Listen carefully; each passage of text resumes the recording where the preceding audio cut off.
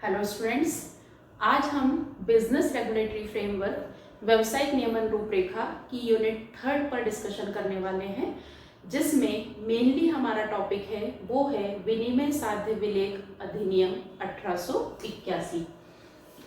Negotiable instrument act विनिमय साध्य विलेख 1881। इसके संबंध में आज हम बात करने वाले हैं नेगोशिएबल इंस्ट्रूमेंट 1881।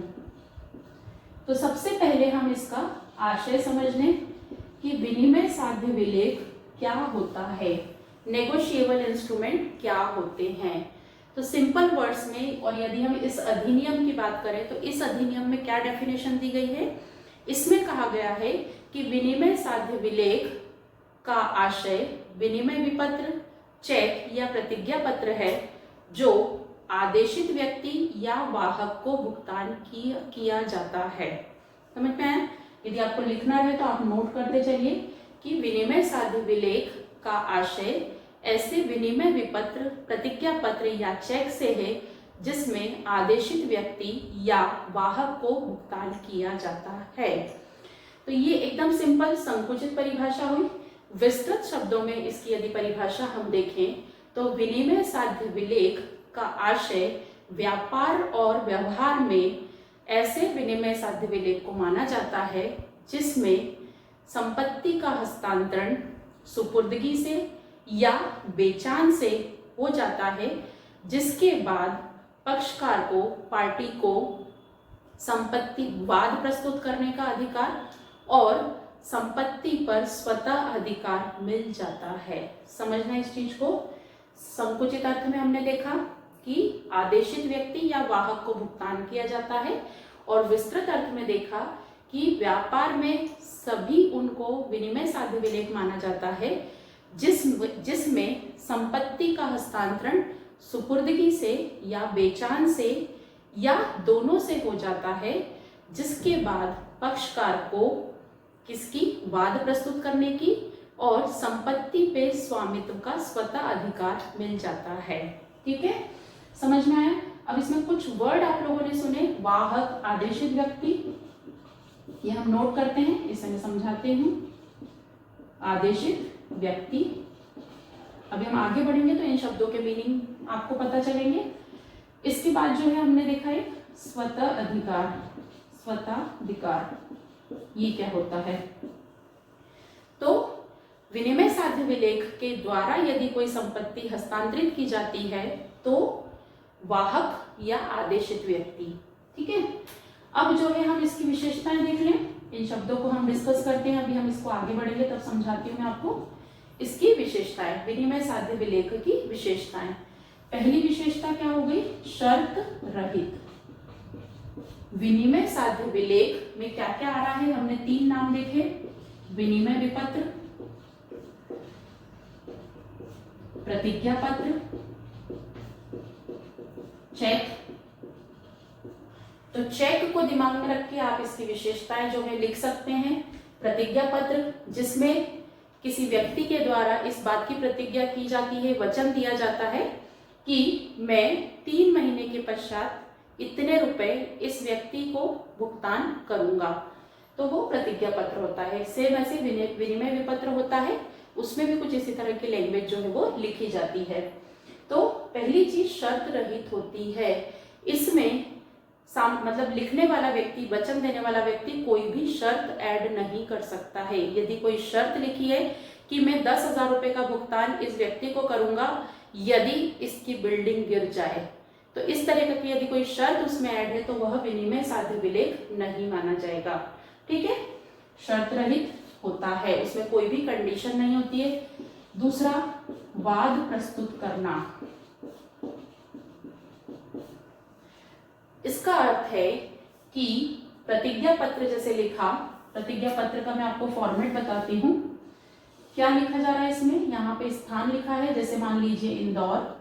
यहाँ पे दिनांक लिखी है, हम दिनांक लिख लें इसकी। यहाँ पे अमाउंट लिखी रहती है 60,000 रुपये। यहाँ पे स्टैंप चिपकी रहती है। ठीक है, और यहाँ पे लिखा रहता है कि उपरोक्त राशि 2 महीने 3 महीने जितना भी समय लेना है, 3 महीने के पश्चात मिस्टर राम या जो भी व्यक्ति है जिसको पेमेंट करना है उसे या उसके द्वारा आदेशित व्यक्ति को भुगतान करने का वचन देता हूँ, जिसका प्रतिफल मुझे प्राप्त हो चुका है। इस तरह की लाइन इसमें लिखी रहेगी। नीचे लिखने वाला साइन करेगा, जैसे हम ले लें कि सोहन है तो यहाँ सोहन साइन करेंगे और यहाँ पर किसको दे रहा है वचन उसका नाम लिखा रहेगा। तो हम यहाँ ले लें मिस्टर मिलिंद है। तो ये आप एग्जाम में भी बना सकते हैं। अभी हम विनिमय विपत्र क्या होता है वो भी पढ़ेंगे। तो इस तरीके से लिखा रहता है। तो यहाँ पर यदि मिस्टर सोहन निर्धारित तिथि पर जो 3 महीने का टाइम बोला है मिस्टर मिलिंद का पेमेंट नहीं करते हैं, तो मिस्टर मिलिंद जो है मिस्टर सोहन पर केस फाइल कर सकते हैं, वाद प्रस्तुत कर सकते हैं। तो ये समझ में आया आपको। इसके बाद थर्ड पॉइंट है संपत्ति पर स्वतः अधिकार। संपत्ति पर स्वतः अधिकार, इसका क्या अर्थ होता है कि पिछले जो है ये हमने प्रतिज्ञा पत्र देखा, ऐसा ही यदि किसी संबंध में विनिमय विपत्र दिया है, किसी संपत्ति के संबंध में ये विनिमय विपत्र दिया है और मान लीजिए वह संपत्ति चोरी की है या झूठ बोलकर ली गई है या मिस्टर सोहन जो है यहाँ पर डिफॉल्टर है, उसके बावजूद जो है मिस्टर मिलिंद को जो संपत्ति मिलेगी, जो राशि मिलेगी, उसके संबंध में उनका जो अधिकार रहेगा वह किसी भी स्थिति में गलत नहीं होगा। इसके पहले मिस्टर सोहन ने इसे किस तरीके से प्राप्त किया है, झूठ बोलकर किया है, चोरी लेकर यह संपत्ति प्राप्त की है या कुछ भी कपट है, कुछ भी किया है, इसके पहले वाली पार्टी का कोई कपट है, झूठ बोलकर किया गया है, चोरी की है, तब भी मिस्टर मिलिंद को जो संपत्ति मिलेगी उस पर उनका अधिकार क्या माना जाएगा, सही माना जाएगा। स्वतः अधिकार मतलब उन्हें इस संबंध में दोषी नहीं माना जाएगा और वह कोर्ट केस कर इस संपत्ति पर पूरा अपना अधिकार प्राप्त कर सकते हैं। तो स्वतः अधिकार का अर्थ समझ में आया आप लोगों को कि पूर्व के संबंध की जितने भी अधिकारों में कोई प्रॉब्लम रही है, कोई त्रुटि रही है, कोई चोरी रही है, कोई झूठ बोला गया है, तब भी मिस्टर मिलिंद को मतलब जिन्हें ये संपत्ति मिल रही है, मिस्टर मिलिंद को जो संपत्ति मिलेगी उस पर उनका अधिकार क्या माना जाएगा, अच्छा माना जाएगा। स्वतः अधिकार मतलब इस संबंध में उनको डिफॉल्टर घोषित नहीं किया जाएगा। तो ये हुआ हमारा तीसरी विशेषता। चौथी विशेषता हो जाएगी परिपक्वता पर भुगतान, मैच्योरिटी पर पेमेंट। देखिए परिपक्वता, यहाँ हमने एग्जाम्पल लिया था कि उपरोक्त राशि का भुगतान 3 महीने के बाद आदेशित व्यक्ति को या स्वयं को किया जाएगा, मिस्टर मिलिंद को किया जाएगा। तो परिपक्वता तिथि क्या होगी, यहाँ पर 3 महीने हम काउंट कर लेंगे, अप्रैल से मई, जून और जुलाई। 21 जुलाई जो है मैच्योरिटी डेट मानी जाएगी। तो परिपक्वता तिथि पर इस विनिमय साध्य विलेख का भुगतान कर दिया जाता है और यदि मिस्टर सोहन चाहे तो पूर्व में भी कर सकते हैं। मिस्टर मिलिंद इस विपत्र को, इस प्रतिज्ञा पत्र को अवधि से पहले क्या कर सकते हैं, प्रस्तांकन भी कर सकते हैं, एंडोर्समेंट बोलते हैं उसे। किसी दूसरे व्यक्ति को उन्हें पेमेंट करना है 60,000 रुपए का, तो इसे वह दे सकते हैं। तो परिपक्वता तिथि पर क्या हो जाएगा, इसका भुगतान हो जाएगा। नेक्स्ट पॉइंट है इसका कि प्रतिफल। प्रतिफल बहुत जरूरी है क्योंकि हम बात कर रहे हैं कि पैसे का ऑप्शन ढूंढ रहे हैं, मनी जो है हमें पेमेंट करनी है, उसके लिए हम टाइम पीरियड ले रहे हैं, ये एक सुविधा है। तो विनिमय साध्य विलेख की सबसे बड़ी विशेषता है वह है प्रतिफल। ठीक है, प्रतिफल होना बहुत जरूरी है। जैसे चेक में भी आपने देखा होगा हमेशा राशि लिखी जाती है, अमाउंट लिखी जाती है, तो बिना प्रतिफल के कोई भी विनिमय साध्य विलेख नहीं होता है। तो ये क्या हुई इसकी विशेषताएं। अब एक क्वेश्चन और पूछा जाता है इसमें, विनिमय साध्य विलेख अधिनियम की मान्यताएं। मान्यताओं का अर्थ होता है कि जब कोई कोर्ट केस होता है तो उस संबंध में ये मान्यताएं रखकर जो है कोर्ट के डिसीजंस जो है वो दिए जाते हैं। तो 8 मान्यताएं जो है वो विनिमय साध्य विलेख के बारे में बताई गई हैं। तो कभी आपको इस तरीके का क्वेश्चन आता है कि विनिमय साध्य विलेख के अंतर्गत मान्यताएं बताइए, एजम्पशन। जब भी कोई कोर्ट केस किया जाता है और उसमें जब डिसीजन लेने की बारी आती है तो ये मान्यताएं, एजम्पशन जो है सपोज की जाती है कि हाँ ये वाली शर्त तो अवश्य ही पूरी हो गई होगी। तो पहली है आपकी प्रतिफल के संबंध में, प्रतिफल के संबंध में तो ये सपोज रहता है कि जो विनिमय साध्य विलेख है उसमें प्रतिफल तो इन्वॉल्व होगा ही, ठीक है। दूसरा, दिनांक, डेट, तिथि, यह भी माना जाता है कि जो विनिमय साध्य विलेख है उसमें डेट, दोनों डेट मतलब लिखने की डेट और मैच्योरिटी डेट वो रहेगी। तीसरा, स्वीकृति, स्वीकृति के संबंध में चेक जो है इसका प्रकार देखें हम तो उस चेक में तो स्वीकृति नहीं लगती है, लेकिन विनिमय विपत्र जो होता है उसमें विनिमय बिल लिखा जाता है, उसके बाद सामने वाली पार्टी पक्षकार के सामने स्वीकृत करने के लिए रखा जाता है। तो ये एजम्पशन रहती है कि मैच्योरिटी डेट के पहले ही बिल को स्वीकार कर लिया गया है, ठीक है। चौथा जो है आपका वो है प्रस्थांकन के संबंध में, प्रस्थांकन के संबंध में। प्रस्थांकन क्या होता है? Endorsement, endorsement. मिस्टर मिलिंद को किसी तीसरे व्यक्ति को पेमेंट करना है 60,000 रुपए, तो ये जो है बिल वो दे देंगे किसको? तीसरा व्यक्ति मान लीजिए मिस्टर रोशन है, इनको जो मिस्टर मिलिंद को 60,000 रुपए का पेमेंट इनको करना है, तो मिस्टर मिलिंद को यह राइट है, अधिकार है कि वो ये जो प्रपत्र है, प्रतिज्ञा पत्र बोले या विनिमय पत्र, ये मिस्टर रोशन को दे सकते हैं। इस कंडीशन में क्या होगा? मिस्टर सोहन जो है ड्यू डेट पे, मैच्योरिटी डेट पे पेमेंट किसको करेंगे? मिस्टर रोशन को। तो दोनों का काम हो जाएगा यहाँ पे। तो प्रस्थांकन मीन्स होता है जब मिस्टर मिलिंद जो है इसको किसे दे दें? मिस्टर रोशन को। ऐसा नंबर ऑफ इंडोर्समेंट हो सकते हैं, नंबर ऑफ प्रस्थांकन हो सकते हैं। मिस्टर रोशन को जो है अमाउंट किसी और को देनी हो, मिस्टर एक्स को पेमेंट करनी हो, तो वो भी क्या कहलाएगा? इंडोर्समेंट कहलाएगा, प्रस्थांकन कहलाएगा। तो प्रस्थांकन के संबंध में भी यह माना जाता है कि परिपक्वता तिथि के पहले ही क्या कर दिया गया है? इंडोर्समेंट मतलब प्रस्थांकन कर दिया गया था, ठीक है। फिर नेक्स्ट है धारक के संबंध में, होल्डर। अभी हम इसको डिटेल में पढ़ेंगे। धारक, होल्डर कौन होगा? तो इस कंडीशन में होल्डर कौन होगा? धारक किसके पास ये बिल रखा रहेगा? मिस्टर मिलिंद के पास, ठीक है। ये प्रतिज्ञा पत्र जो है किसके पास रहेगा? तो ये कौन होगा? होल्डर। इनको ही राशि प्राप्त करने का अधिकार होगा और यही जो है केस कर सकते हैं। तो धारक के संबंध में यह माना जाता है कि जिस व्यक्ति के पास रखा हुआ है वह इसका होल्डर हुआ। इसके बाद जो है नेक्स्ट है हमारा स्वीकृति हो गया हमारा। हस्तांतरण के संबंध में, हस्तांतरण के संबंध में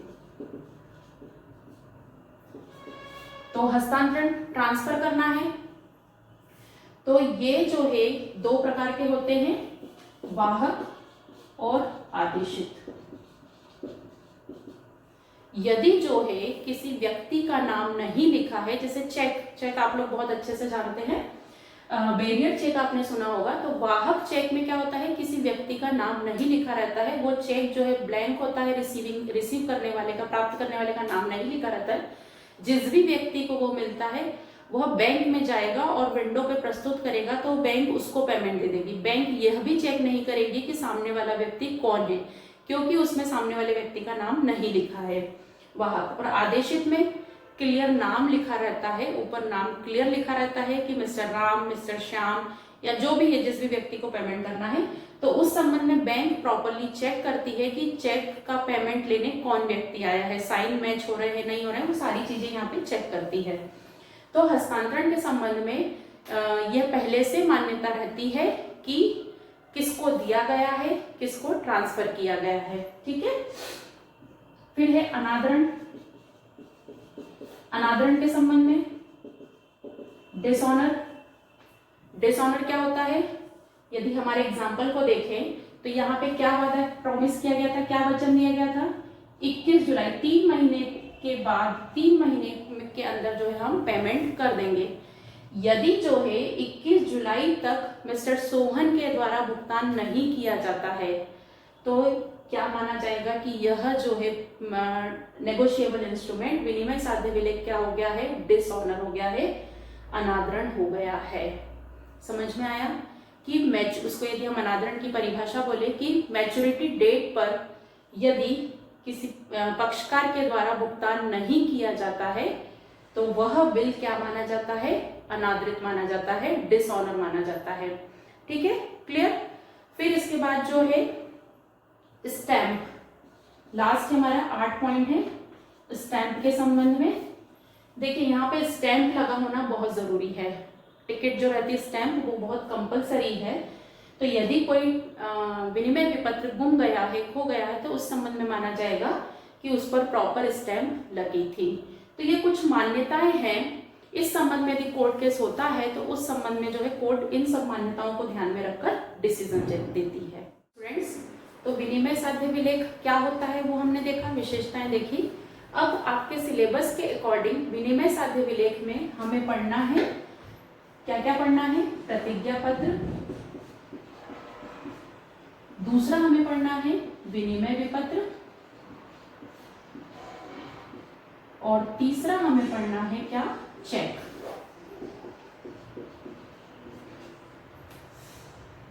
तो प्रतिज्ञा पत्र क्या होता है, विनिमय विपत्र क्या होता है, चेक क्या होता है और इनकी विशेषताएं। तो देखिए मैंने आपको एग्जाम्पल बताया, ये क्या था हमारा एग्जाम्पल प्रतिज्ञा पत्र का।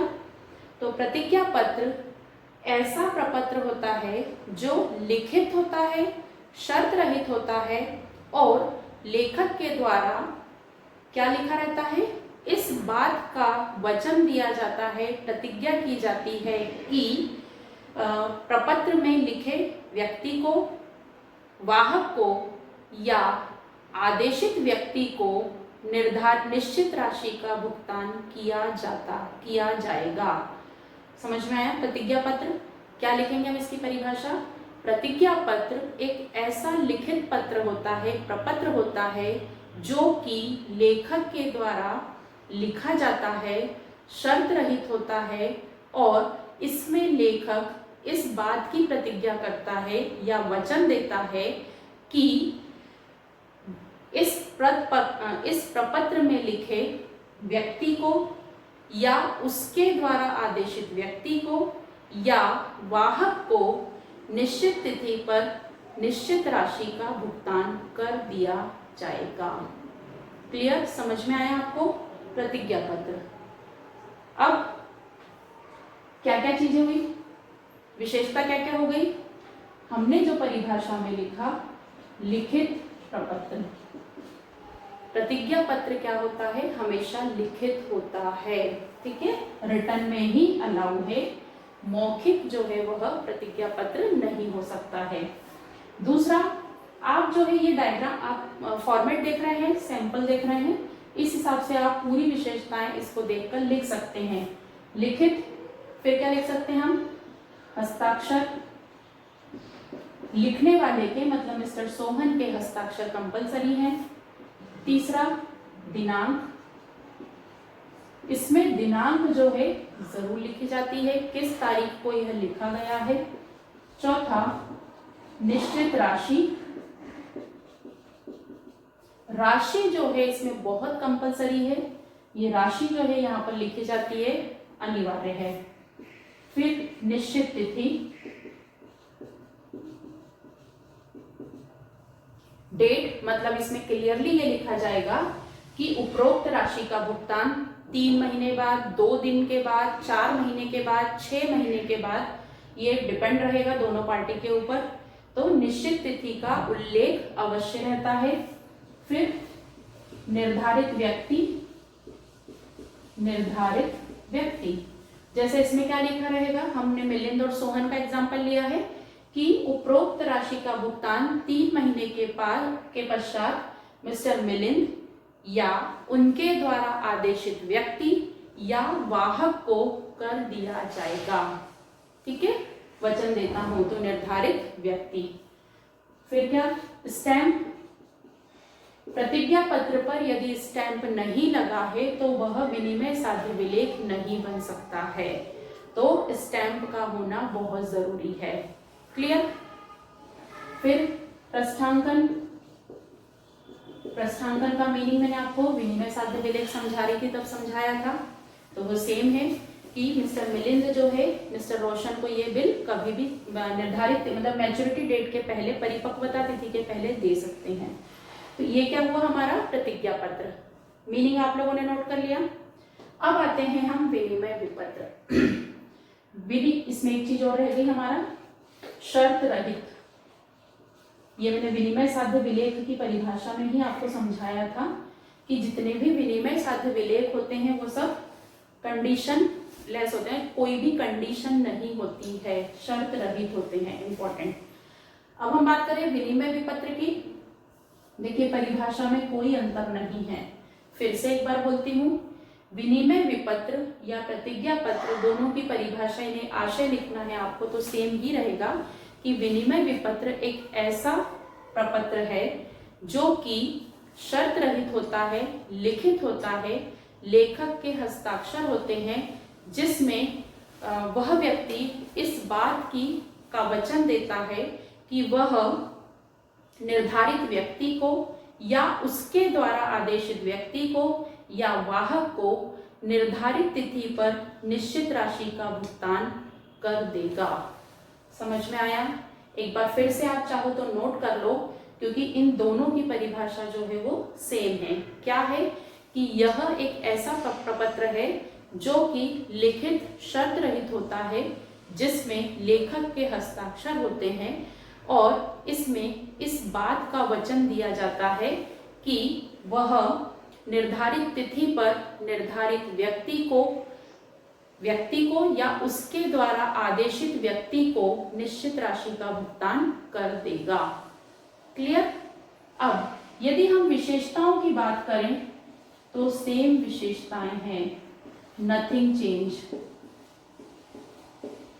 क्योंकि इसके फॉर्मेट, यदि मैं विनिमय विपत्र का आपको फॉर्मेट बताऊं तो सेम फॉर्मेट होता है, सिर्फ एक वर्डिंग जो है वो भी माइनर सा डिफरेंस है, सिर्फ बोलने की बात है। क्या लिखा है यहाँ पे? उपरोक्त राशि का भुगतान 3 महीने के पश्चात मिस्टर मिलिंद या उसके द्वारा आदेशित व्यक्ति को कर दिया जाएगा जिसका प्रतिफल प्राप्त हो चुका है। ठीक है, तो सेम ही रहेगा यहाँ पे, इसीलिए इसकी विशेषताओं में भी कोई परिवर्तन नहीं आएगा। सिर्फ एक अंतर जो है विशेषता में, क्या अंतर आएगा? स्वीकृति। विनिमय विपत्र में जो है स्वीकृति अनिवार्य है। फॉर एग्जाम्पल यहाँ मिस्टर सोहन जो है प्रतिज्ञा पत्र यदि लिखते हैं तो वो डायरेक्ट मिस्टर मिलिंद को क्या दे देंगे? प्रतिज्ञा पत्र दे देंगे, वचन पत्र दे देंगे कि मैं तुम्हें वचन देता हूं कि मैं 60,000 रुपए इतनी तारीख 21 जुलाई तक पेमेंट कर दूंगा। और विनिमय विपत्र में जिस व्यक्ति को पैसे चाहिए हैं वो इसे लिखता है, मतलब 60,000 रुपए का अमाउंट जो है मिस्टर सोहन को चाहिए है तो वो लिखेंगे और मिस्टर मिलिंद जो है उस पर साइन करेंगे, मतलब एक्सेप्ट करेंगे। ठीक है, तो स्वीकृति जो है इसमें विनिमय विपत्र में बहुत जरूरी होती है। तो ये प्रतिज्ञा पत्र समझ में आया आपको, विनिमय विपत्र समझ में आया। अब हम बात करते हैं चेक की। चेक से आप लोग सब बहुत अच्छे से वाकिफ हैं। तो चेक की परिभाषा कैसे लिखेंगे पता है, लेकिन अब परिभाषा लिखनी है तो वही लिखेंगे। चेक एक लिखित प्रपत्र होता है, शर्त रहित होता है, लेखक के हस्ताक्षर होते हैं, जिसमें किसको आदेशित करते हैं? चेक कहाँ से कैश होता है? बैंक को। तो इसमें एक लाइन ऐड होगी कि जिसमें बैंक को आदेशित किया जाता है कि इस चेक को प्रस्तुत करने वाले व्यक्ति को निर्धारित राशि का भुगतान कर दिया जाए। समझ में आया? क्या अंतर आया इसमें? लिखित तीनों होते हैं, शर्त रहित तीनों होते हैं, तीनों में निर्धारित राशि होती है, तीनों में निर्धारित व्यक्ति होते हैं। बस इसमें आपको एक लाइन क्या ऐड करनी है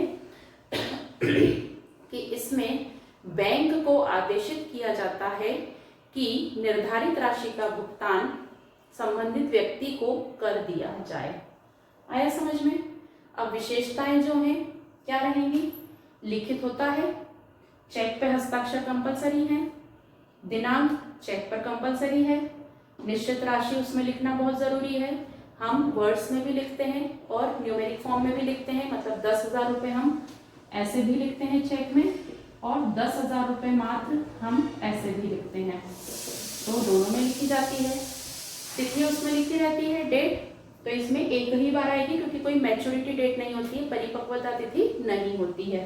तो इन दोनों में से एक पॉइंट रहेगा। व्यक्ति, चेक जो है अभी हम इसके प्रकार पढ़ेंगे। तो यदि जो है बैरियर चेक है, वाहक चेक है, तो उसमें नाम इंडिकेट नहीं होता है, और यदि जो है क्रॉस्ड चेक है, रेखांकित चेक है, तो उसमें नाम इंडिकेट होता है। तो उस हिसाब से तो व्यक्ति जो है उसमें रहेगा। स्टैम्प की जरूरत नहीं है, इन दोनों में स्टैम्प रहता है, इसमें चेक में स्टैम्प की जरूरत नहीं है। चेक का प्रस्तांकन, चेक जो है डायरेक्टली हैंड ओवर किया जाता है पेमेंट के लिए, शर्त रहित तो कंपलसरी है क्योंकि विनिमय साध्य विलेख है। तो यदि आपको प्रतिज्ञा पत्र के बारे में आता है, आपको विनिमय विपत्र के बारे में आता है, और यदि चेक की परिभाषा और विशेषता आती है, तो आप जो है इन दोनों का फॉर्मेट जरूर बनाएं जब भी एग्जाम में आए, मार्किंग बहुत अच्छी होती है। तो ये हुई हमारी प्रतिज्ञा पत्र, विनिमय विपत्र और चेक की विशेषताएं। स्टूडेंट्स, अब जो है आपको क्वेश्चन आ सकता है कि प्रतिज्ञा पत्र और चेक में डिफरेंस करिए, या विनिमय विपत्र या चेक में डिफरेंस करिए। तो उसके पॉइंट हम समझ लेते हैं। हमने तीनों के मीनिंग और विशेषताएं समझ ली। तो यदि आपको इसमें डिफरेंस आता है तो आप किस तरीके से अपने पॉइंट को लिखेंगे? तो कभी भी आपको यदि डिफरेंस आता है, अंतर आता है, तो आप उसमें हमेशा किस तरीके से लिखेंगे? अंतर का आधार जरूर लिखिए, बेसिस ऑफ डिफरेंस, अंतर का आधार। फिर आपको जिसमें भी डिफरेंस करना है, चेक और विनिमय विपत्र। सबसे पहला हम ले लेते हैं पक्षकार, पार्टीज। तो चेक में जो है 3 पार्टी होती है, 3 पक्षकार होते हैं। कौन कौन से?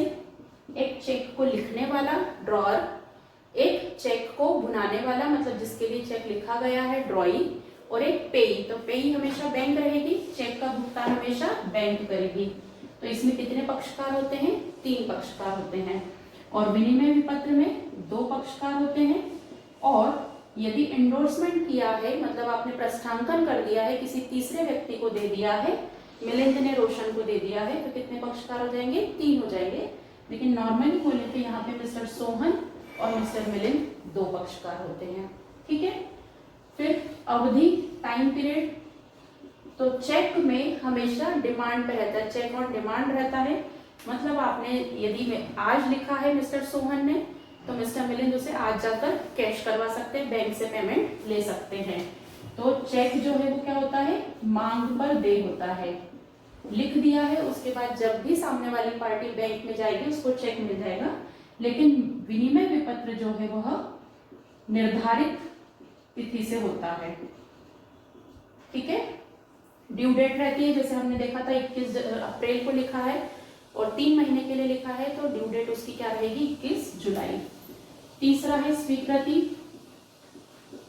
चेक में स्वीकृति की कोई रिक्वायरमेंट नहीं है, कोई आवश्यकता नहीं है। लेकिन विनिमय विपत्र जो है, हमने इसकी विशेषता में देखा था, एक्सेप्टेंस जरूरी है, स्वीकृति अनिवार्य है। ठीक है। फिर है रेखांकन, क्रॉस्ड। तो चेक का रेखांकन किया जाता है। अब रेखांकन क्या होता है, अभी हम इसके बाद समझने वाले हैं।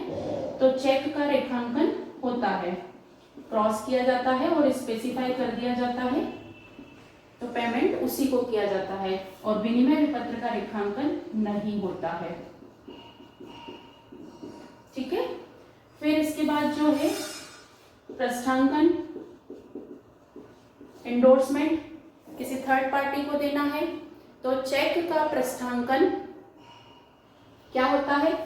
कर सकते हैं हम चेक, बिल्कुल दे सकते हैं, और विनिमय विपत्र भी हम दे सकते हैं। लेकिन प्रस्थांकन की शर्तें जो हैं वो थोड़ी सी डिफरेंट होती हैं।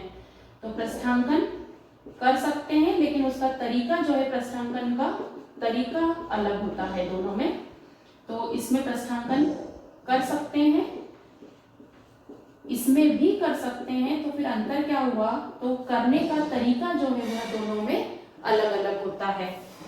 ठीक है, इसके बाद और क्या डिफरेंस हमें समझ में आ रहा है, विनिमय विपत्र में स्टैंप जरूरी होता है, स्टैंप का कंपलसरी है, लेकिन चेक में कोई स्टैंप नहीं होता है, स्टैंप चेक में नहीं होता है, लेकिन विनिमय विपत्र में क्या है, अनिवार्य है, अनिवार्य है। ठीक है, फिर 7वां अनुग्रह दिवस, डे ऑफ ग्रेस। तो चेक में कभी भी 3 दिन जो अनुग्रह दिवस के जोड़े जाते हैं वो जरूरत नहीं पड़ती है, लेकिन विनिमय विपत्र में जैसे 21 जुलाई हमारी डेट आ रही है, तो 3 दिन जो है वो ग्रेस डेज के नाम से जोड़े जाते हैं, मतलब उनकी जो मैच्योरिटी डेट है वो कौन सी मानी जाएगी, 3 दिन ऐड करेंगे तो 24 जुलाई। तो अनुग्रह दिवस चेक में आवश्यकता नहीं है, आवश्यकता नहीं है, लेकिन विनिमय विपत्र में 3 दिन अवश्य जोड़े जाते हैं। जो डेट निकाली जाती है, परिपक्वता तिथि 2 महीने के लिए लिखा है, 3 दिन जोड़े जाते हैं। फिर प्रारूप, चेक का तो प्रारूप होता है, चेक बुक होती है, तो एक निर्धारित प्रारूप होता है। चेक जो है वो प्रिंटेड फॉर्म में हमें बैंक से चेक बुक मिलती है, लेकिन विनिमय विपत्र का जो है निर्धारित प्रारूप नहीं होता है, निर्धारित प्रारूप नहीं होता है। तो इस तरीके से आपको यदि डिफरेंस आते हैं चेक और विनिमय विपत्र में या चेक और प्रतिज्ञा पत्र में, तो आप डिफरेंस जो है लिख सकते हैं। स्टूडेंट्स, हमारा नेक्स्ट टॉपिक जो है वो है कि चेक कितने प्रकार का होता है और चेक का रेखांकन, मतलब चेक को क्रॉस किया जाता है तो उसके टाइप्स क्या होते हैं। तो हम शुरू कर रहे हैं यहाँ पे, चेक कितने प्रकार के होते हैं। चेक क्या होता है ये हम समझ चुके हैं, चेक के प्रकार। तो चेक के प्रकार में पहला चेक का आपका टाइप है वो है वाहक चेक, वाहक cheque, bearer cheque. Cheque means हम यदि उसके फॉर्मेट को देखें, इस टाइप से एक डॉक्यूमेंट रहता है जिसमें डिटेलिंग लिखी रहती है, इस तरफ दिनांक लिखी रहती है, यहाँ पे पे लिखा रहता है, नाम लिखना रहता है, राशि किसे पे करना है, कितनी राशि का भुगतान करना है, खातेदार के हस्ताक्षर, यहाँ पे अमाउंट का बॉक्स रहता है। इस तरीके से चेक का आपका फॉर्मेट रहता है। वाहक चेक मतलब होता है कि यह जिस व्यक्ति को भी प्राप्त होगा या जिस व्यक्ति को भी दिया जाएगा, बैंक उस व्यक्ति को नगद भुगतान कर देगी। बेरियर चेक, नाम इंडिकेट नहीं, जैसे कि किसी चेक पे हम लिख दें कि मिलिंद या वाहक को चेक का भुगतान कर दिया जाए, यहाँ जो है नाम लिखना रहता है, किसे पे करना है। तो मैंने यदि यहाँ पे मिलिंद या वाहक लिख दिया यहाँ पे, तो क्या अर्थ रहेगा कि मिलिंद को भुगतान कर दे या कोई भी वाहक, मतलब जिस भी व्यक्ति के पास ये है, मिलिंद ने मान लीजिए इसे मिस्टर रमेश को दे दिया है, तो यदि रमेश इस चेक को ले जाकर बैंक में प्रस्तुत करते हैं, प्रेजेंट करते हैं, तो बैंक बिना किसी जांच पड़ताल के इस वाहक चेक का भुगतान मिस्टर रमेश को कर देगी। तो वाहक चेक का अर्थ होता है जिसमें प्राप्तकर्ता मतलब रिसीवर जो है उसका नाम डिफाइन नहीं होता है या पर्टिकुलर उस व्यक्ति को ही भुगतान किया जाए, ये नहीं। यहाँ पे मिलिंद भी हो सकता है या वाहक भी हो सकता है। तो यदि चेक किसी तीसरे व्यक्ति को दिया गया है तो बैंक उस व्यक्ति को भी पेमेंट कर देगी। ये होता है वाहक चेक। ठीक है, इसमें बैंक की कोई रिस्पॉन्सिबिलिटी नहीं होती है कि पेमेंट गलत व्यक्ति को हुआ है या जाकर जो है चेक लिखने वाला ये क्वेश्चन करे कि चेक का भुगतान आपने गलत व्यक्ति को कर दिया है, क्योंकि चेक में ही ये लिखा है कि मिलिंद या वाहक, कोई भी व्यक्ति आकर इसको, तो या वाहक शब्द केवल मिलिंद लिखा हो तो ये स्पेसिफिक हो गया यहाँ पे कि केवल मिलिंद को ही देना है, मिलिंद नाम का व्यक्ति आएगा, उसी को ये पेमेंट करना है। लेकिन यदि यहाँ पर या वाहक शब्द लिख दिया है तो उस कंडीशन में यह किसी को भी पेमेंट हो सकता है। तो जब नाम स्पेसिफाई नहीं हो या वाहक शब्द जोड़ दिया गया हो नाम की जगह पे। दूसरा होता है आदेशित चेक। नाम से क्लियर है, ऑर्डर्ड चेक। इसमें जो है बैंक को एक विशेष व्यक्ति के लिए ऑर्डर दिया जाता है कि केवल मिलिंद को ही भुगतान किया जाए, या वाहक शब्द हटा दिया जाए, मिलिंद ये नाम ही लिखा जाए, या केवल मिलिंद को भुगतान किया जाए। तो आदेशित चेक ऐसा चेक होता है जिसमें भुगतान किए जाने वाले व्यक्ति का नाम व्यक्तिगत स्पेसिफाई लिखा जाता है, विशिष्ट रूप से लिखा जाता है।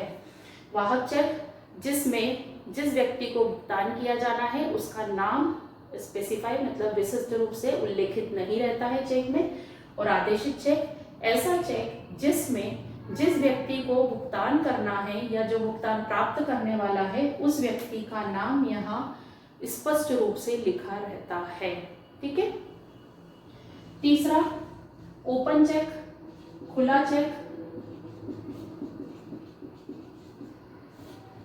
तो जो चेक रेखांकित नहीं है, क्रॉस्ड नहीं है, अभी हम क्रॉस्ड क्या होता है वो पढ़ेंगे।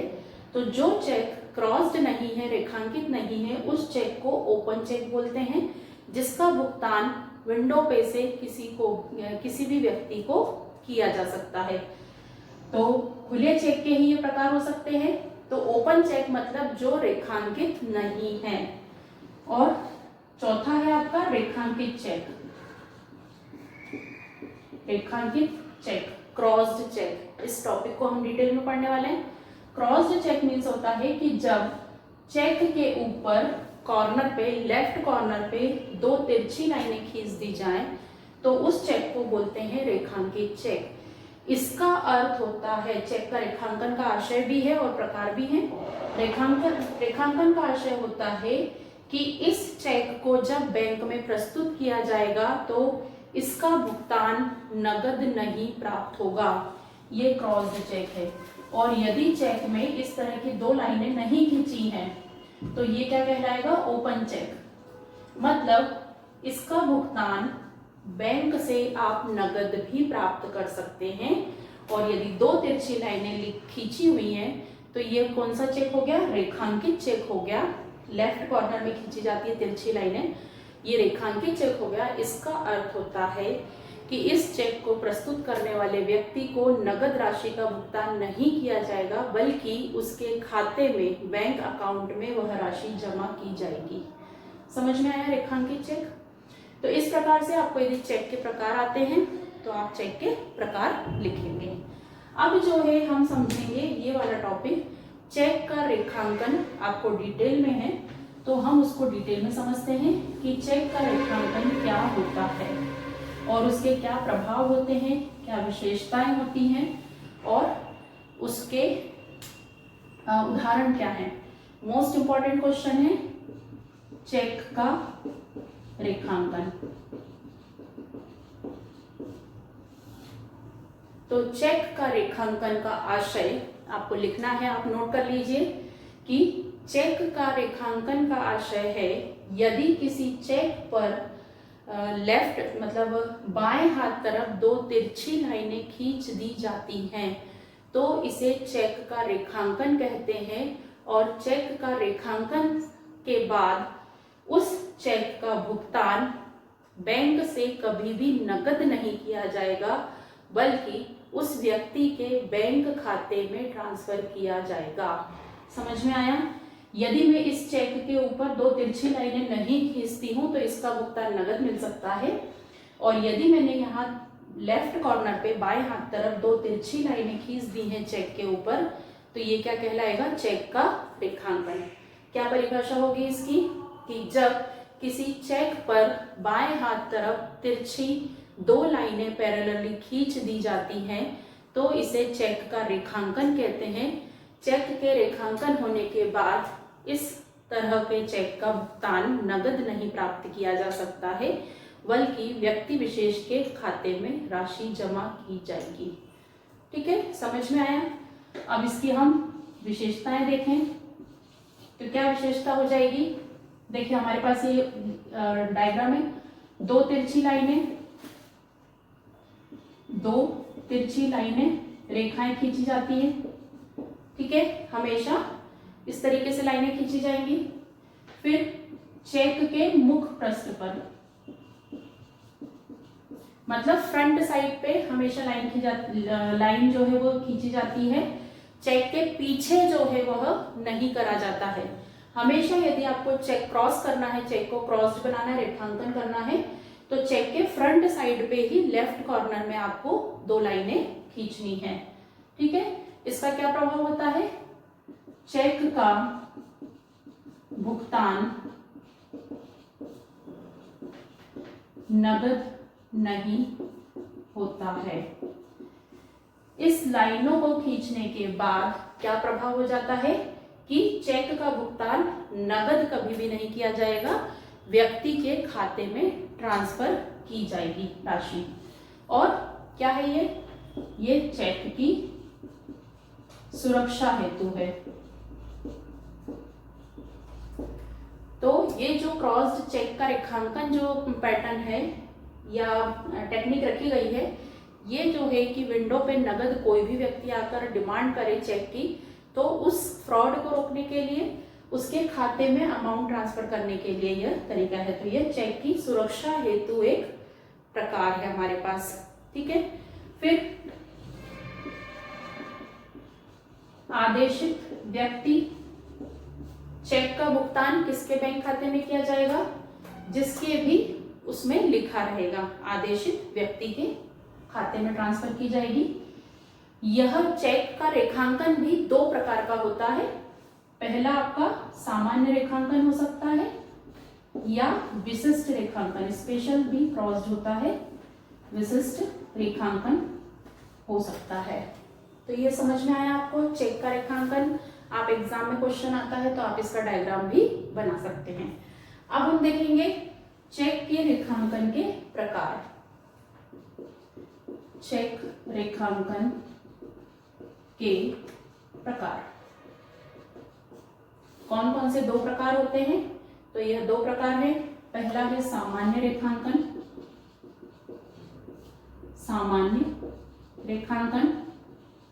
और दूसरा है आपका विशिष्ट रेखांकन।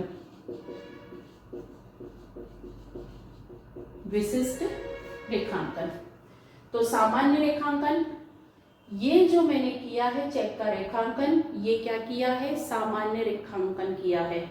ठीक है, दो क्रॉस्ड लाइन को खींचना और इन क्रॉस लाइन के बीच में ये दो लाइनें मैंने खींची चेक के, इसमें मैं क्या लिख सकती हूं, नॉट नेगोशिएबल, या मैं लिख सकती हूं अकाउंट पे ओनली, या एंड कंपनी, या सिंपल मैंने दो लाइनें खींची। तो सामान्य रेखांकन का अर्थ होता है कि केवल दो तिरछी लाइनें खींच दी जाए और उसमें इनमें से कोई सा भी वर्ड लिख दिया जाए या ब्लैंक भी छोड़ दिया जाए, तो उसे हम कहेंगे सामान्य रेखांकन। कौन कौन से वर्ड है, नॉट नेगोशिएबल, अकाउंट पे ओनली, एंड कंपनी, या ब्लैंक छोड़ दिया जाए। इन सभी कंडीशन को क्या माना जाता है, सामान्य रेखांकन। इसका अर्थ होगा कि जो व्यक्ति विशेष के किसी भी बैंक अकाउंट के खाते में पैसे को जमा कर सकते हैं। समझ में आया आपको सामान्य रेखांकन की। मान लीजिए ये जो चेक है मिस्टर मिलिंद को पेमेंट करना है, चेक जो है मिलिंद के नाम का है, तो मिलिंद का किसी भी बैंक में अकाउंट है, पंजाब नेशनल बैंक में अकाउंट है, स्टेट बैंक ऑफ इंडिया में अकाउंट है, किसी भी बैंक में अकाउंट है, उसके किसी भी बैंक में जाके अमाउंट जमा कर दिया जाएगा। ठीक है, ये होता है सामान्य रेखांकन। नगद भुगतान इसमें नहीं होगा। और स्पेशल रेखांकन क्या होता है, विशिष्ट। इसमें जो है दो तिरछी लाइनों के मध्य में स्पेशल बैंक का नाम लिख दिया जाए। जैसे मैंने लिख दिया SBI, तो इसका अर्थ ये होगा विशिष्ट रेखांकन में कि मिस्टर मिलिंद के SBI state bank of India में यदि खाता है तो उस खाते में ही उसकी राशि ट्रांसफर की जाएगी। यदि मैं क्रॉस लाइन खींच दूं और मैं लिख दूं PNB, पंजाब नेशनल बैंक, तो इसका अर्थ क्या हुआ कि मिस्टर मिलिंद का पंजाब नेशनल बैंक में अकाउंट होना चाहिए और उस अकाउंट में राशि ट्रांसफर की जाएगी। और यदि मिलिंद का पंजाब नेशनल बैंक में अकाउंट नहीं है तो या तो मिलिंद को बोलकर अकाउंट खुलवाया जाएगा या फिर जो है एजेंट के थ्रू राशि ट्रांसफर की जाएगी। तो सामान्य रेखांकन मतलब केवल 2 तिरछी लाइनें लिखकर इनमें से कोई लिख दी जाए या केवल 2 लाइनें भी क्रॉस कर दी तो सामान्य रेखांकन माना जाता है। तो मिस्टर मिलिंद के किसी भी बैंक में अकाउंट होगा उसमें राशि ट्रांसफर कर दी जाएगी। विशिष्ट रेखांकन, विशिष्ट रेखांकन का अर्थ होता है कि उसमें आपने बैंक का नाम स्पेसिफाई कर दिया। तो इसका अर्थ हुआ कि मिस्टर मिलिंद का SBI अकाउंट में मतलब स्टेट बैंक ऑफ इंडिया में अकाउंट होगा तो उसमें राशि ट्रांसफर की जाएगी। तो ये समझ में आया, मोस्ट IMP क्वेश्चन है आपका चेक का रेखांकन। अब हम समझेंगे यहाँ पे डिसऑनर ऑफ नेगोशिएबल इंस्ट्रूमेंट। यदि कोई विनिमय साध्य विलेख अनादृत हो जाता है, अनादरण मीन्स समझाया मैंने आपको क्या होता है, डिसऑनर हो जाना। परिपक्वता तिथि पर यदि कोई विनिमय विपत्र का भुगतान नहीं होता है किसी भी रीजन से तो उसे हम कहते हैं विपत्र का अनादरण हो जाना, डिसऑनर हो जाना। तो वो किन किन कंडीशन में हो सकता है वो हम समझ लें। डिसऑनर विपत्र का अनादरण,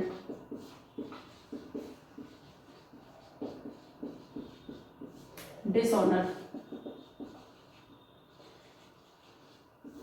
dishonour of bill, promissory note और चेक।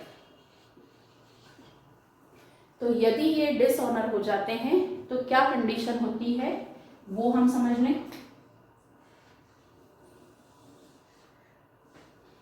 किन किन कंडीशन में डिसऑनर हो जाता है। अस्वीकृति के दशा में, अस्वीकृति के कारण। दूसरा डिसऑनर हो सकता है भुगतान प्राप्त न होने के कारण।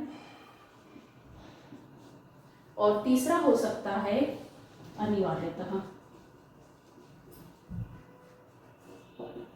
तो dishonour of bill, promissory note और चेक। तो अस्वीकृति के कारण, तो अस्वीकृति हमें स्वीकृति और अस्वीकृति किस डॉक्यूमेंट में लेनी पड़ती है, हमें लेनी पड़ती है बिल ऑफ एक्सचेंज, विनिमय विपत्र में हमें पहले लिखकर प्रस्तुत करना पड़ता है और सामने वाला पक्षकार उसे स्वीकार करता है।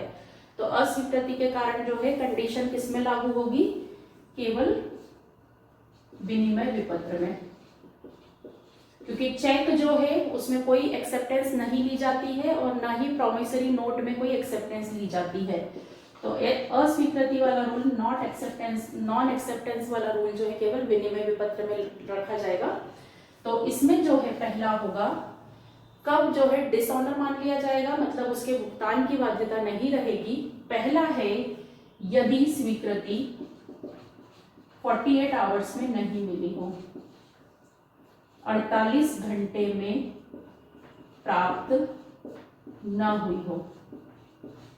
कैसे, देखिए विनिमय पत्र का हमारा फॉर्मेट क्या था, इस तरीके से था। ये स्टैंप लगाई थी हमने, यहाँ पे 60,000 रुपये लिखे थे, यहाँ पे हमने स्थान लिखा है इंदौर, यहाँ डेट लिखी थी हमने, ये मैटर लिखा हुआ है, यहाँ पे साइन किए हुए।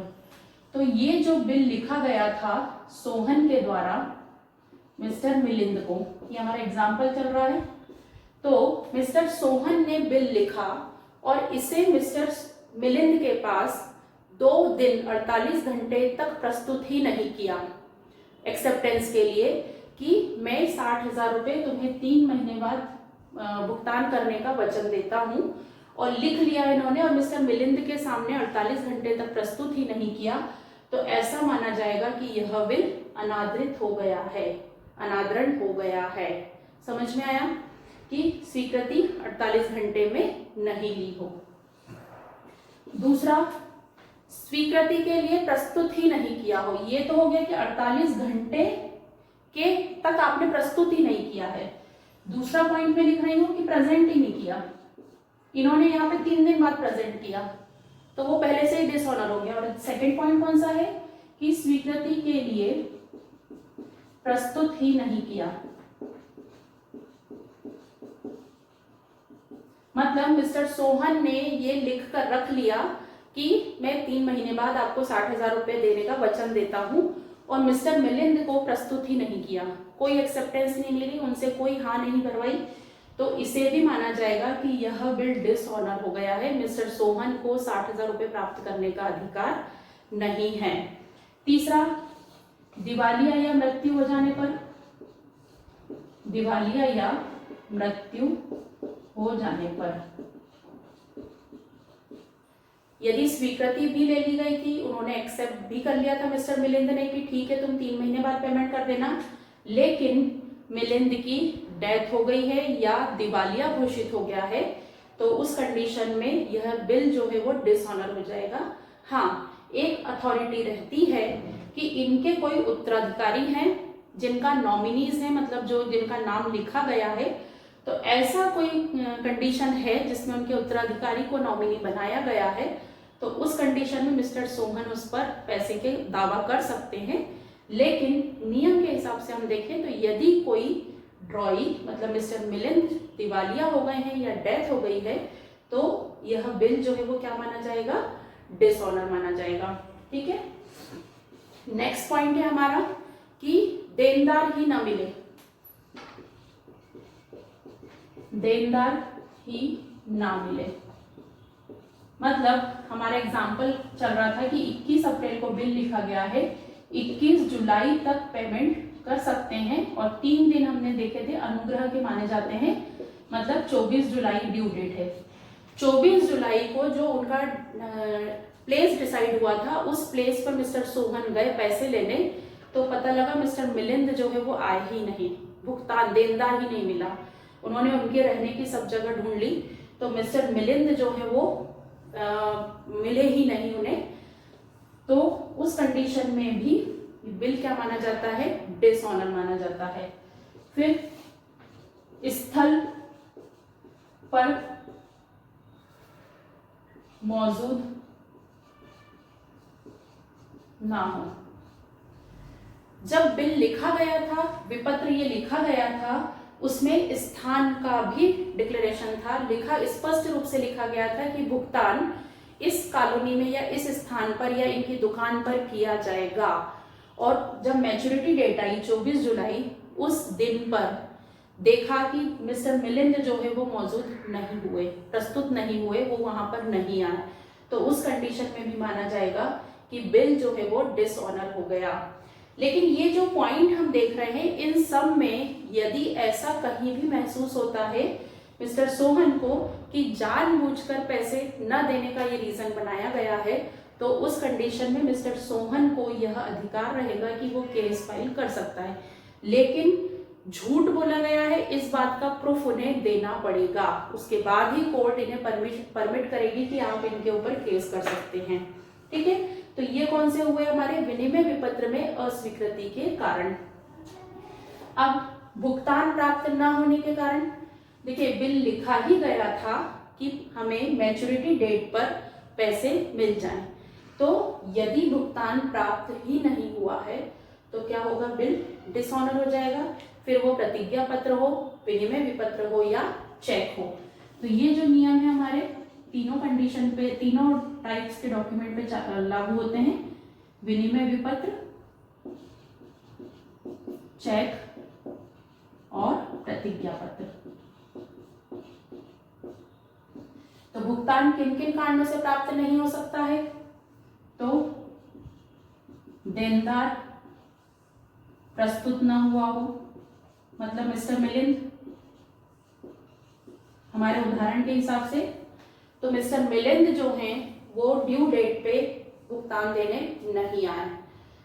दूसरा, दिवालिया या मृत्यु हो गई हो, उस कंडीशन में भी पैसे नहीं मिलेंगे, दिवालिया या मृत्यु हो गई हो। तो यदि जो है सामने वाले पक्षकार जिसके लिए बिल लिखा गया था वह व्यक्ति दिवालिया हो गया हो या उसकी डेथ हो गई हो, तब भी हम क्या बोलेंगे कि भुगतान नहीं मिल पाया है, इस कारण से जो है चेक या विनिमय विपत्र डिसऑनर हो गया हो। तीसरा, चेक के डिसऑनर के क्या कारण होते हैं, हमारे खाते में पर्याप्त राशि ना हो, ये केवल चेक की कंडीशन में लगेगा। खाते में पर्याप्त राशि ना होने के कारण, ठीक है, तो ये केवल चेक की कंडीशन में लगेगा। चेक कब डिसऑनर हो जाता है, जब खाते में पर्याप्त राशि नहीं होती है, तब भी बैंक जो है पेमेंट करने से मना कर देती है, तो उसे भी कहा जाएगा कि चेक डिसऑनर हो गया, अनादृत हो गया। फिर विपत्र से छेड़छाड़ कर दी गई हो, ठीक है, उस कारण से भी भुगतान नहीं मिलेगा। तो विपत्र में किसी प्रकार की गड़बड़ी होने पर, यदि जो है यह बिल लिखा गया है, इसमें किसी भी प्रकार की कोई ओवरराइटिंग हुई है, डेट में जो है कोई छेड़खानी कर दी गई है, अमाउंट में किसी प्रकार की कोई छेड़खानी कर दी गई है, या साइन में कुछ गड़बड़, किसी भी प्रकार की कोई छेड़खानी, चाहे चेक हो, चाहे विनिमय विपत्र हो या प्रतिज्ञा पत्र हो, किसी भी प्रकार की छेड़खानी कर दी गई हो, तो उस कंडीशन में भुगतान प्राप्त नहीं होगा। और भुगतान प्राप्त नहीं होगा आपको परिपक्वता तिथि पर, तो माना जाएगा कि विपत्र जो है वह डिसऑनर हो गया है, ठीक है। अब अनिवार्यतः कब डिसऑनर हो जाता है, तो सारी ऐसी कंडीशंस जो नियम के अकॉर्डिंग गलत है, जैसे कि चेक के मामले में जिस तारीख से लिखा गया है उस तारीख के 3 महीने के अंदर चेक प्रस्तुत कर दिया जाना चाहिए। यदि 3 महीने के बाद वह चेक प्रस्तुत किया गया बैंक में कि पेमेंट कर दिया जाए, तो वो अपने आप ही क्या मान लिया जाता है कि डिसऑनर हो गया है। तो अनिवार्यता कंडीशन में ऐसी सारी, या फिर जो है भुगतान सरकार की तरफ से कुछ रोक दिया गया हो, मना कर दिया गया हो कि इस चेक का या इस विपत्र का भुगतान जब तक केस क्लियर ना हो जाए तब तक इसका भुगतान नहीं किया जाएगा। तो अनिवार्यतः कंडीशन में ऐसी सारी कंडीशंस आएंगी जिसमें बैंक को या व्यक्ति को स्पेसिफाई निर्देश किया गया हो किसी अधिनियम के अंतर्गत कि आप जब तक आपको आदेश न दिया जाए इस विपत्र का भुगतान न तो प्राप्त करें न भुगतान करें, तो वो सभी कंडीशन अनिवार्यता में आएंगी। तो ये होता है विपत्र का अनादरण, ठीक है। अब आपको एक छोटी सी चीज और कभी शॉर्ट आंसर में आ सकती है कि जब कोई विपत्र अनादृत हो जाता है, डिसऑनर हो जाता है, तो डिसऑनर का मतलब क्या हुआ कि यहां पर 60,000 रुपए देने का वचन दिया गया था, अब डिसऑनर हो गया मतलब कि 60,000 रुपए नहीं मिलेंगे। तो यहां इसकी नोटिंग करवा ली जाए, नोटिंग और प्रमाणन।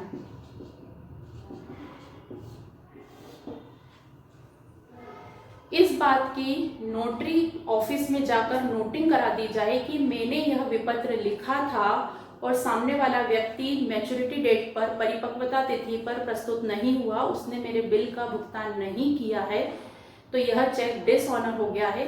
तो इस बात की जो है नोटिंग करा ली जाए, तो इसे कहते हैं विपत्र की नोटिंग कराना। यह एक तरीके से सुरक्षात्मक उपाय है और सरकार की तरफ से यह डिक्लेरेशन हो जाती है कि हाँ, आपका विपत्र जो है अनादृत हो गया है और अब आप इस पैसे को वसूल करने के अधिकारी हैं। आपको आपका पैसा वसूल करवाने के लिए जो है जो भी प्रोसेस करनी है वो कर सकते हैं। और उसी डिसऑनर की नोटरी जो है सर्टिफिकेट देता है, प्रमाणित करता है कि हाँ, यह व्यक्ति सही है, इसका बिल जो है वो डिसऑनर हो गया है। तो यहाँ पर जो है 60,000 रुपए का हमारा एग्जाम्पल चल रहा है।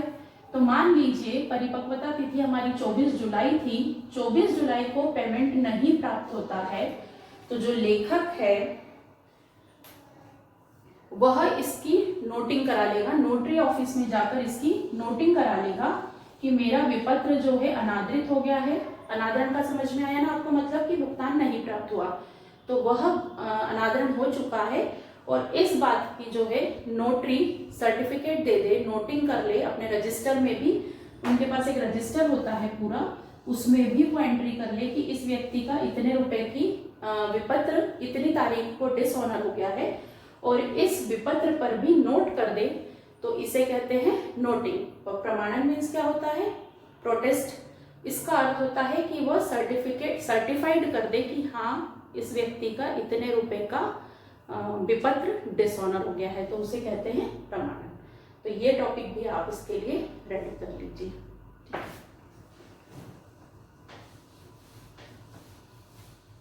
स्टूडेंट्स, नेक्स्ट टॉपिक हमारा है, वह है बहुत इंपॉर्टेंट टॉपिक है इस यूनिट का, वह है कि धारक होल्डर कौन होता है और यथाविधि धारक कौन होता है। होल्डर इन ड्यू कोर्स, धारक और यथाविधि धारक।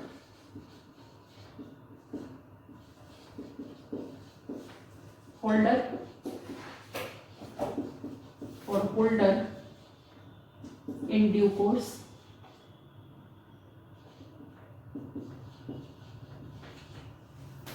धारक, होल्डर, किसी चीज को होल्ड करना, मतलब अब चूंकि हम यहाँ पे बात कर रहे हैं विनिमय साध्य विलेख की, विनिमय साध्य विलेख मतलब विनिमय विपत्र, प्रतिज्ञा पत्र और चेक की, तो धारक का अर्थ क्या होगा?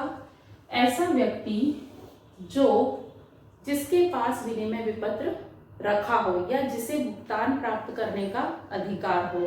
ठीक है, जैसे कि हमारे एग्जाम्पल हम देख रहे थे, हमारा एग्जाम्पल था विनिमय विपत्र का। मिस्टर सोहन ने वचन दिया था मिस्टर मिलिंद को कि मैं भुगतान करने वचन देता हूं कि 60,000 रुपये मिस्टर मिलिंद को या उनके द्वारा आदेशित व्यक्ति को भुगतान कर दूंगा। तो वो पत्र जो है किसके पास रखा रहेगा? यहाँ पे मिस्टर मिलिंद के पास, यदि प्रतिज्ञा पत्र है।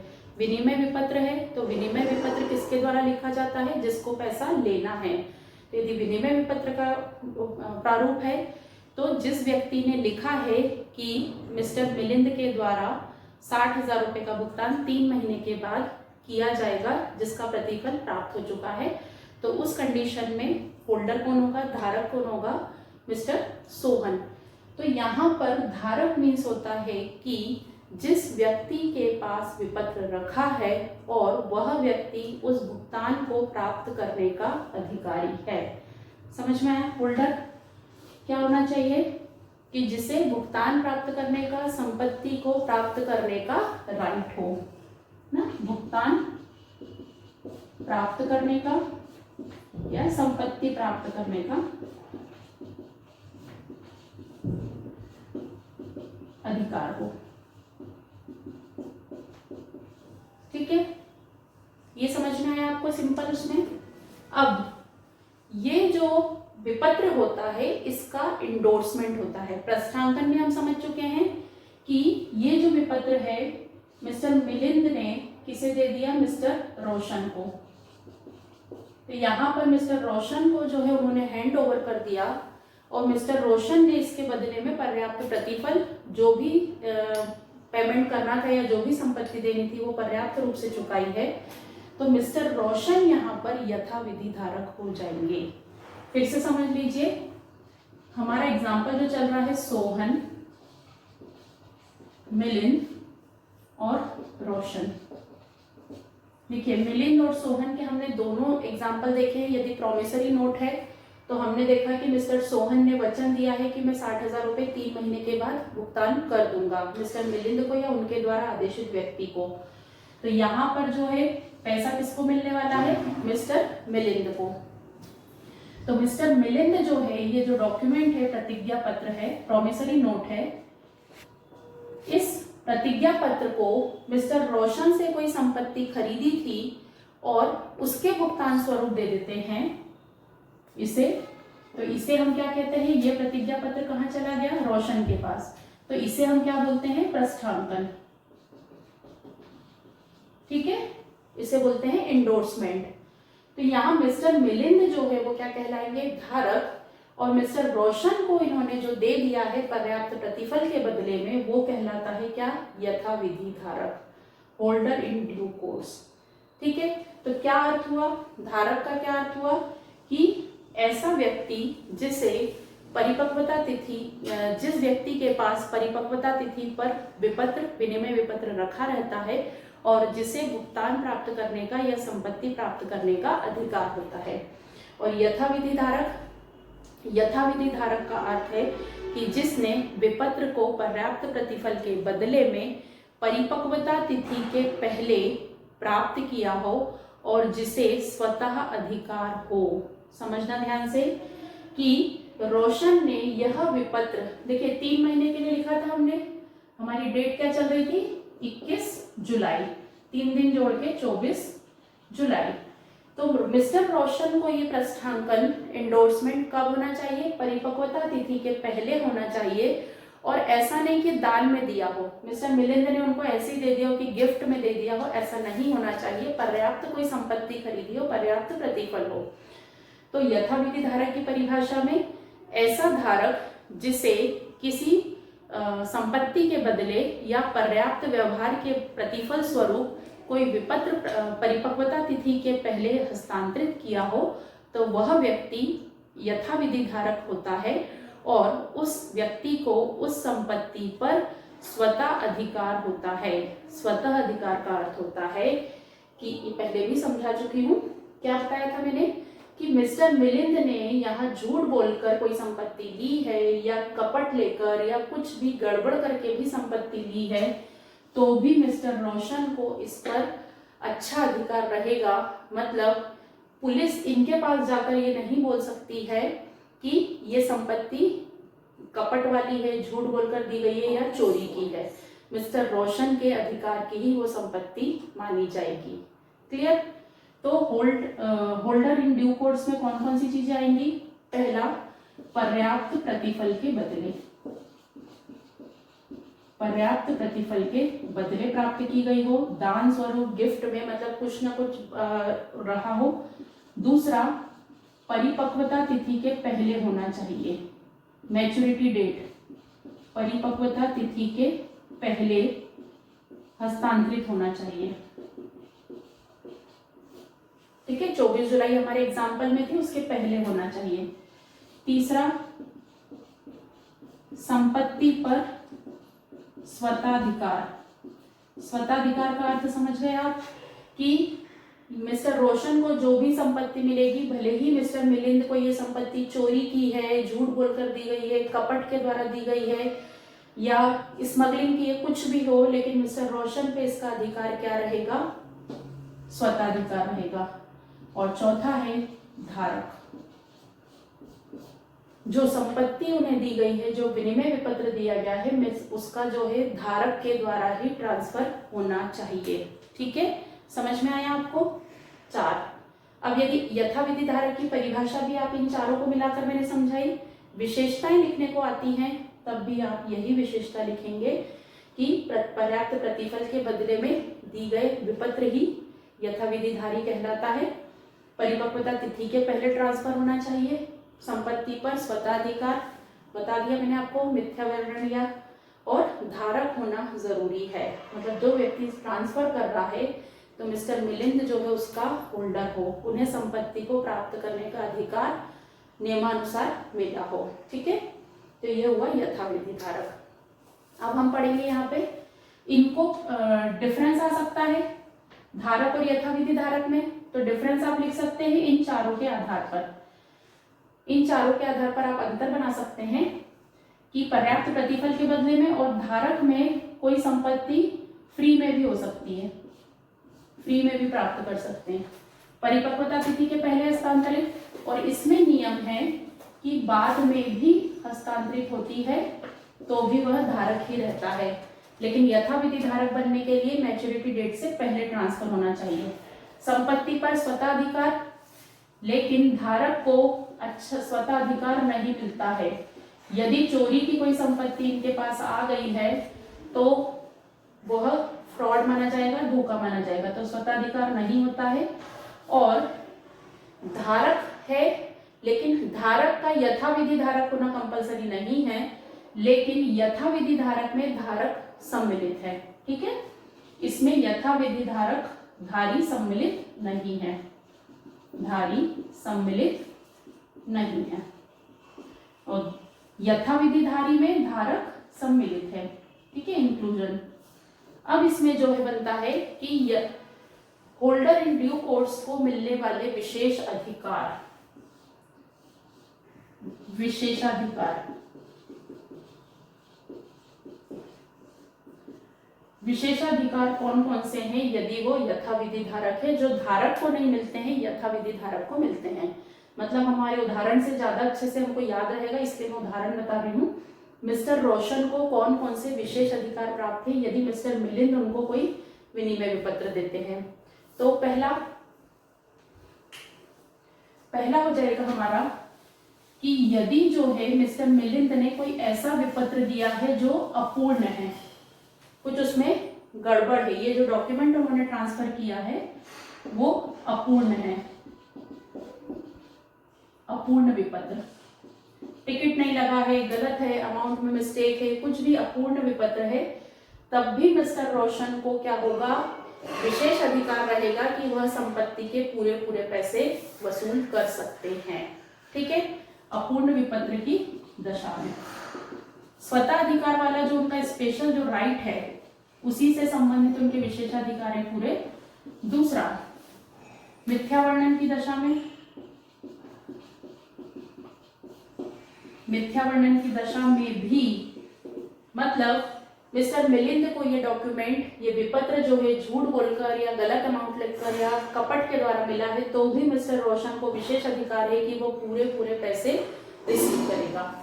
बस इसी से संबंधित सारे पॉइंट है। फिर है कपट की दशा में, ठीक है, उसको विशेष अधिकार रहेगा कि पूरे पैसे मिलेंगे। चौथा जो है पूर्व दायित्व की जिम्मेदारी नहीं,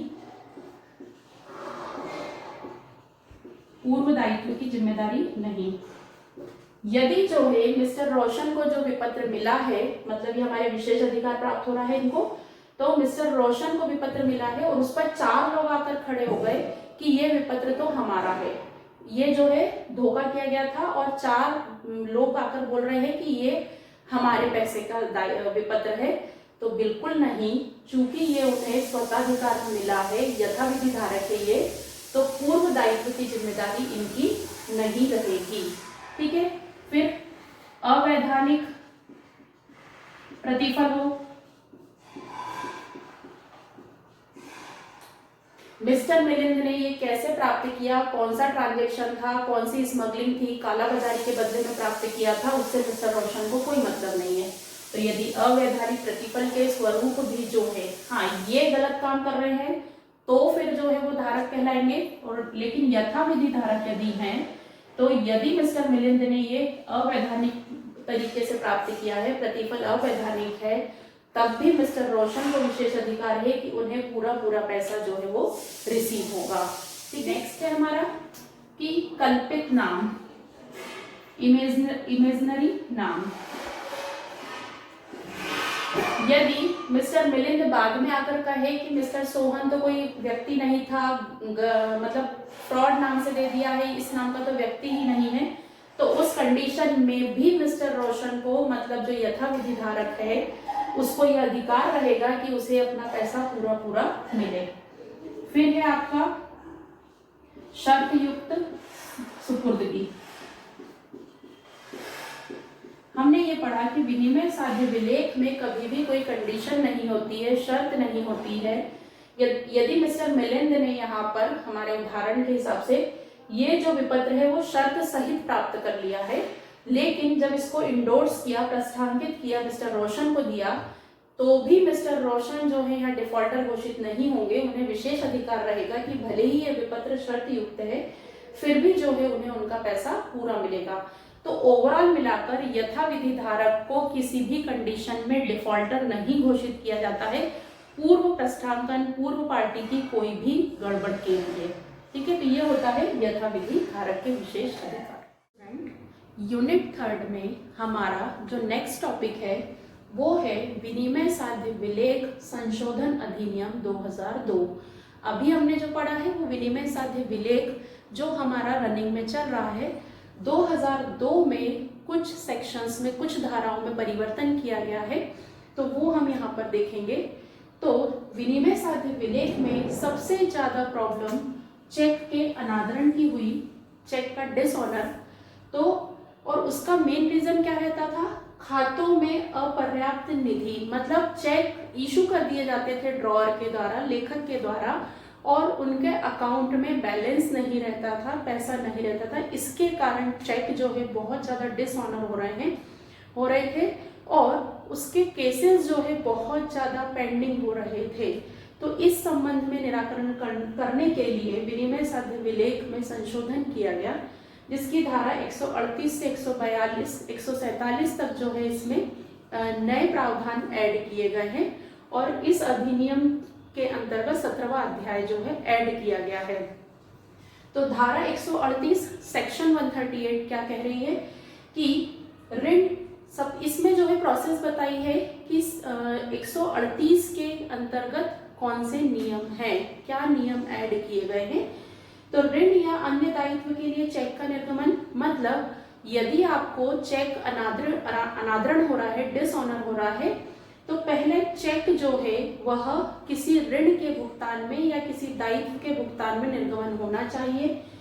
फिर जो चेक जिस तारीख को लिखा है उसके 6 माह के अंदर कभी भी उसको सामने वाली पार्टी ने, जैसे हम देखें यहाँ सोहन और मिलिंद, सोहन ने एक चेक मिलिंद को लिखा है, तो मान लीजिए ये 15 दिसंबर को लिखा है, तो 15 दिसंबर को सोहन ने चेक लिखा है मिलिंद के लिए, तो मिलिंद को 6 महीने के अंदर इसे प्रस्तुत कर देना है, ठीक है। और वहां पर जाकर जब मिलिंद बैंक अकाउंट में प्रस्तुत करते हैं चेक को ले जाकर, तो वह चेक क्या हो जाता है? डिसऑनर हो जाता है। बैंक के द्वारा कह दिया जाता है कि मिस्टर सोहन के अकाउंट में पर्याप्त राशि नहीं है, इस कारण से चेक अनादरण हो गया। फिर 30 दिन के अंदर सूचना, जैसे ही चेक डिसऑनर होता है तो बैंक को इसकी सूचना और ड्रॉई को इसकी सूचना जो है ड्रॉअर को 30 दिन के अंदर देनी है, तभी ये धाराएं वर्क करेंगी। और उसके बाद फिर वैधानिक सूचना दी जाती है ड्रॉअर को कि 15 दिन का समय आपको दिया जाता है, आप मिलिंद को उनके पैसे दे दीजिए। यदि 15 दिन के अंदर भी भुगतान नहीं किया जाता है तो फिर मिस्टर मिलिंद को यह अधिकार रहेगा कि वह केस फाइल कर दे। तो और यदि जो है 15 दिन के अंदर भी पेमेंट नहीं किया जाता है चेक के अनादरण का, तो सजा दी जाती है वो 1 वर्ष या 2 वर्ष, और साथ में जुर्माना पेनल्टी भी लगाई जाती है, जो कि चेक की राशि का 3 गुना, चेक की राशि का 3 गुना हो सकती है, या दोनों भी लगाई जा सकती है। सजा और पेनल्टी दोनों भी हो सकती है, डिपेंड ऑन सिचुएशन। फिर धारा 139 जो है, अब यहाँ पर प्रॉब्लम क्रिएट हो गई है, चेक डिसऑनर हो गया है, तो धारा 139 जो है वो कह रही है कि चेक निर्गमन का क्या कारण था, चेक किस संबंध में दिया गया था, किसी दायित्व के भुगतान में दिया गया था या किसी ऋण के रूप में दिया गया था। फिर 140 जो है वह इस बात को चेक करेगी कि चेक डिसऑनर का क्या कारण रहा है। इस संबंध में जो है इशू करते समय ये नहीं मान लिया जाएगा कि जो मिस्टर सोहन है, ड्रॉअर है जिसने चेक लिखा है, उसको पहले से पता था कि वह उसके अकाउंट में पैसे नहीं है, तो उसको हटाकर चेक का डिसऑनर का रीजन क्या रहा है वो देखा जाता है। 141 जो है ये कंपनी को यदि चेक इशू किया, कंपनी ने चेक इशू किया है तो उस संबंध में है। तो इस संबंध में चूंकि कंपनी जो है वो आर्टिफिशियल पर्सन है, कृत्रिम व्यक्ति है, तो इसके संबंध में कंपनी के जो अधिकारी रहेंगे वो लायबल रहेंगे चेक का भुगतान करने के लिए यदि अनादरित हो जाता है। तो 141 सेक्शन जो है वो कंपनी से संबंधित, यदि कंपनी ने कोई चेक इशू किया है और डिसऑनर हो जाता है। 142 जो है, यदि किसी व्यक्ति का, मतलब मिस्टर मिलिंद को यहाँ कंप्लेन करनी है, शिकायत दर्ज करनी है 138 के अंतर्गत, यदि उसके साथ चेक डिसऑनर हुआ है, तो वह 142 सेक्शन के अंतर्गत कंप्लेंट कर सकता है। ठीक है, 143 में जो है, जो कंप्लेंट की गई है धारा 142 के अंतर्गत, 143 के अंतर्गत उस पर विचार किया जाएगा, मामले को पूरा चेकआउट किया जाएगा सक्षम अधिकारी के द्वारा। 144 में सम्मन जारी करना, नोटिस जारी किया जाएगा जिस पार्टी के खिलाफ कंप्लेंट दर्ज की गई है। यदि हमारे उदाहरण में देखें तो सोहन को नोटिस, सम्मन जारी करना मतलब नोटिस जारी किया जाएगा, कारण बताओ नोटिस। उसके बाद 145 जो सेक्शन है उसमें मिस्टर सोहन को समय दिया जाएगा कि आप अपनी प्रूफ, सबूत हो आपके पास कि इस कारण से चेक जो है डिसऑनर हो गया, ये रीजन रहा, मैं अकाउंट में पैसे नहीं डाल पाया, जो भी रीजन है उसके लिए समय दिया जाएगा। 146 जो है वो बैंक से प्रूफ मांगे जाएंगे, सबूत मांगे जाएंगे कि कैसे चेक डिसऑनर हुआ है, तो बैंक अकाउंट की डिटेल और जो पर्ची डिसऑनर के समय लिखकर दी है वह सबूत जो है वह मांगे जाएंगे। 147 जो है वो कंपाउंडेबल केस के संबंध में रहेगा। इसका मतलब है कि यहाँ पर यह डिसाइड हो जाएगा कि मिस्टर सोहन के ऊपर केस लगना है, चेक डिसऑनर का केस इनके ऊपर फाइल करना है। और 148 जो है बहुत अच्छी सेक्शन इसमें ऐड की गई है 2002 में कि 15 दिन के अंदर चेक की राशि का 20% जो है ड्रॉई को, मतलब जिसको पैसा देना था और चेक डिसऑनर हो गया, उसको 20% मुआवजे की राशि के तौर पे विदिन 15 डेज जो है पहले उसमें देना कंपलसरी रहेगा। तो ये जो है 2002 में जो चेंजेस किए गए हैं वह इसमें आपको 138 से लेके 142 जो है शिकायत दर्ज करवाने तक है, और आगे की सेक्शंस जो हैं इसके संबंध में आगे की कार्यवाही के लिए है। तो यदि आपको 2002 आता है तो आप इस तरीके से पॉइंट बनाकर इस सेक्शंस को लिख सकते हैं।